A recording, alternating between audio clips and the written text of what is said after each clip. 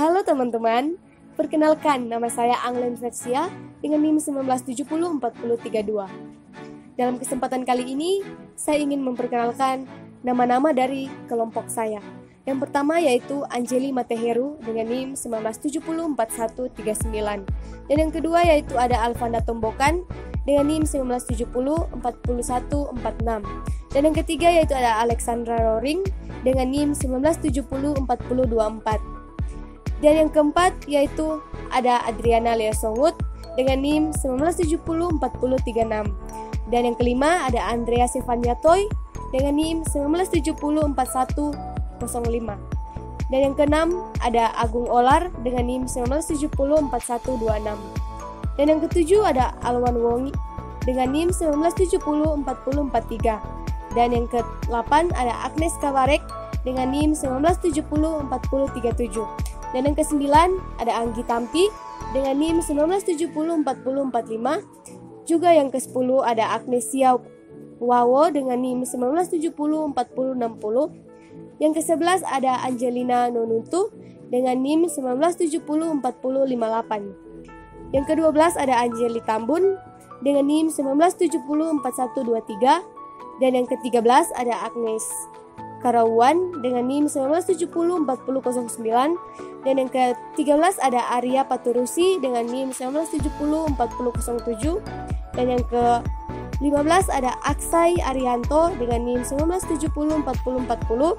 Dan yang ke-16 ada Anggi Kubalang dengan NIM 19704137. Dan yang terakhir ada Anggita Asa dengan NIM 19704057. Dan pada kesempatan kali ini kami ingin mempresentasikan dari salah satu mata kuliah epidemiologi kesehatan lingkungan yang bertopik dengan air bersih. Dan mata kuliah ini diampu oleh dosen Iwayan Gede Surwajana, sarjana teknik, magister ergonomi.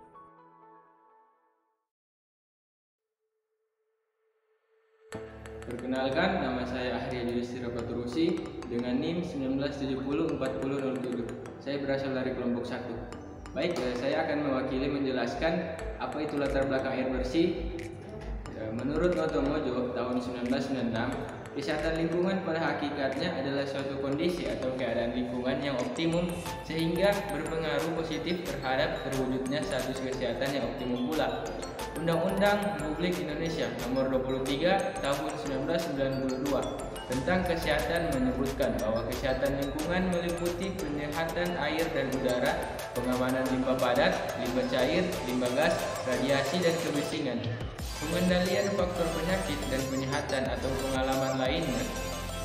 Murel tahun 1996 menyatakan in it grows environmental health is the segment of public health that is concerned with assessing, understanding, and controlling the impact of people on their environment and the impact of the environment in team. Pernyataan tersebut menunjukkan bahwa kesehatan lingkungan merupakan bagian dari kesehatan masyarakat yang memberi perhatian pada penilaian, pemahaman, dan pengendalian dampak manusia pada lingkungan dan dampak lingkungan pada manusia.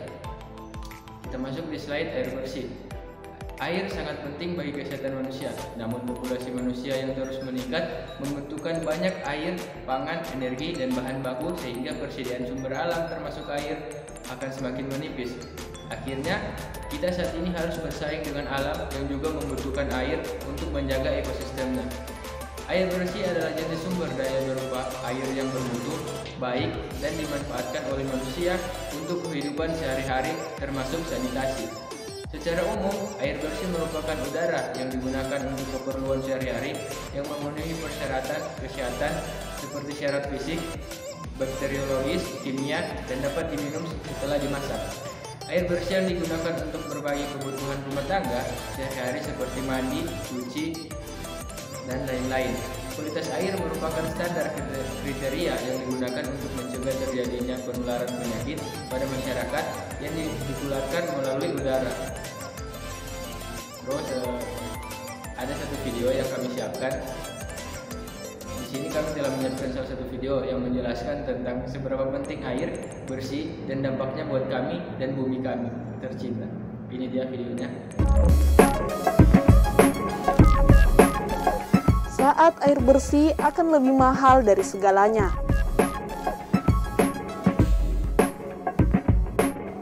Orang-orang masih saja mengira air tersedia di mana-mana, padahal tidak begitu adanya. Sebagai salah satu sumber kehidupan, jumlah air di bumi diperkirakan mencapai 1,332 miliar kilometer kubik. Jumlah yang menurut ahli tergolong kecil sebenarnya. Hasil survei geologi Amerika Serikat menemukan bahwa meski sekitar 72% permukaan bumi tertutup air, 97%-nya adalah air laut asin yang tidak layak diminum. Parahnya, jumlah manusia akan terus semakin banyak yang akan membuat ketersediaan air semakin tidak merata. Laporan PBB menyebut bahwa populasi dunia pada tahun 2018 telah mencapai 7,6 miliar orang. PBB memproyeksikan jumlah penduduk dunia akan mencapai 9,7 miliar pada 2050. Angka itu akan terus bertambah hingga menjadi sekitar 11,2 miliar pada akhir abad ini. Bisa dicermati bagaimana banyaknya manusia yang membutuhkan air nantinya. Ketika permintaan sangat tinggi, sementara air langka, yang muncul adalah frustasi, dan situasi ini terus meningkat di sejumlah area.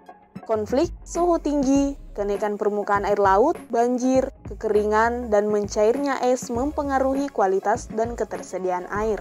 Dampak perubahan iklim pada sumber daya air juga menambah daftar masalah, khususnya pada ketersediaan air untuk anak-anak pada masa mendatang. Menurut WHO, air domestik adalah air bersih yang digunakan untuk keperluan domestik seperti konsumsi air, minum, dan persiapan makanan. Menurut Dwi Josaputro tahun 1981, air bersih adalah air sehat yang dipergunakan untuk kegiatan manusia dan harus bebas dari kuman-kuman penyebab penyakit, bebas dari bahan-bahan kimia yang dapat mencemari air bersih tersebut.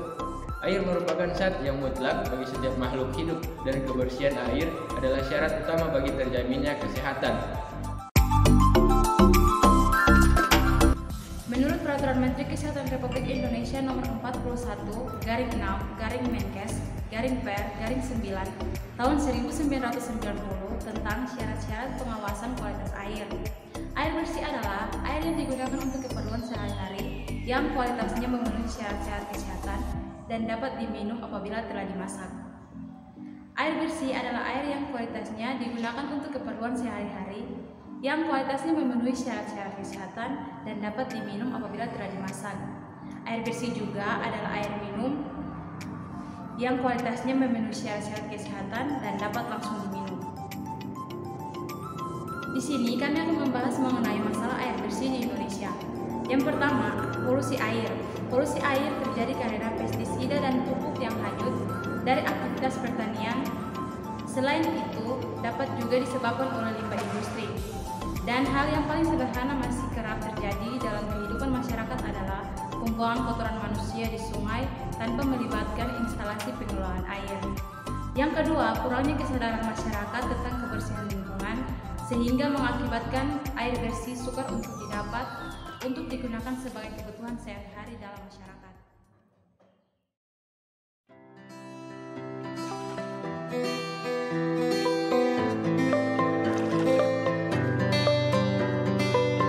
Hanya 1 dari 10 penduduk bumi yang memiliki akses air bersih.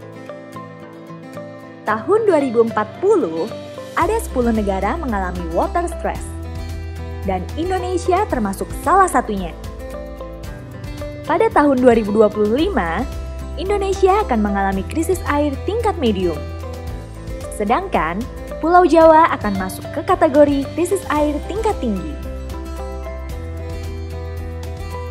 Kebutuhan air bersih itu penting. Ada banyak ancaman kesehatan akibat tidak adanya akses air bersih. Mulai dari dehidrasi, penyakit kulit, gangguan otak dan pencernaan, hingga fungsi ginjal.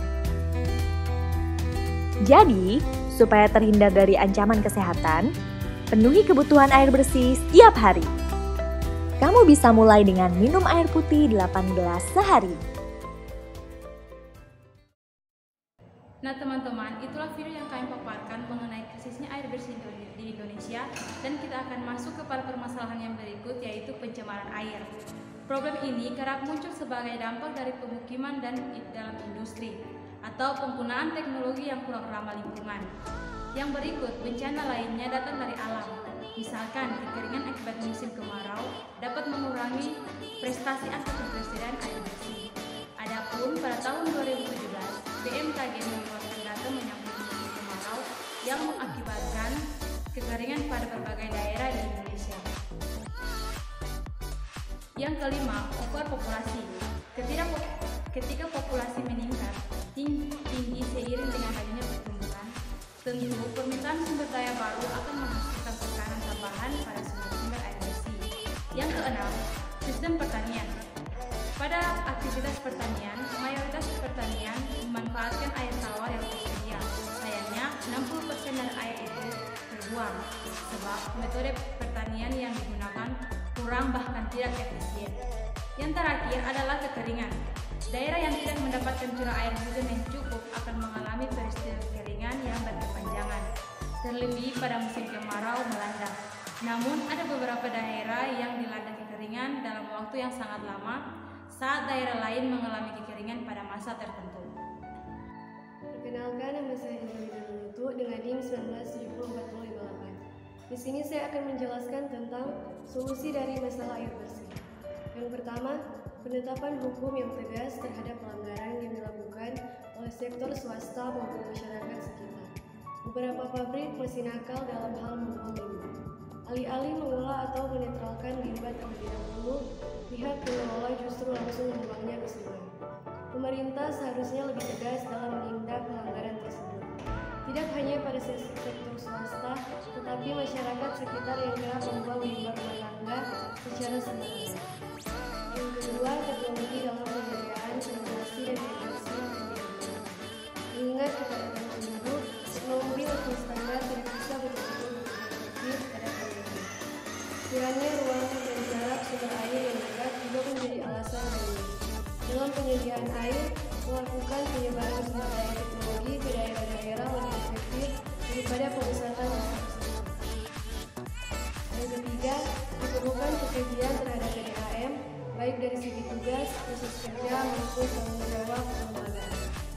Pemerintah harus menetapkan standar minimal kinerja untuk PDAM, melakukan pemantauan rutin, penegakan, dan memberikan insentif sebagai apresiasi pekerjaan. Yang ketiga, diperlukan pengkajian terhadap PDAM, baik dari segi tugas, proses kerja, maupun tanggung jawab kelembagaan. Pemerintah harus menetapkan standar minimal kerja untuk PDAM, melakukan pemantauan rutin, penegakan, dan memberikan insentif sebagai apresiasi pekerjaan. Yang keempat, sosialisasi insentif kepada masyarakat pun mengambil peran yang sangat penting. Pemerintah harus memberikan imbauan terkait beberapa hal penting kepada masyarakat. Salah satunya adalah penghapusan bak di ruang terbuka, terutama sumber-sumber air semisal sungai dan danau.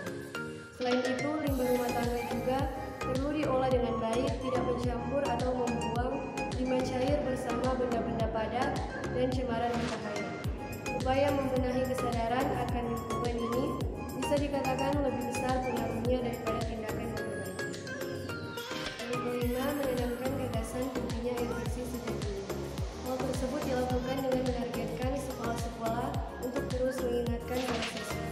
Tema-tema kesehatan lingkungan dan peduli sosial diangkat menjadi salah satu materi pembelajaran dengan terlibatnya para generasi muda. Kita bisa lebih antisipatif terhadap masalah air bersih di masa depan.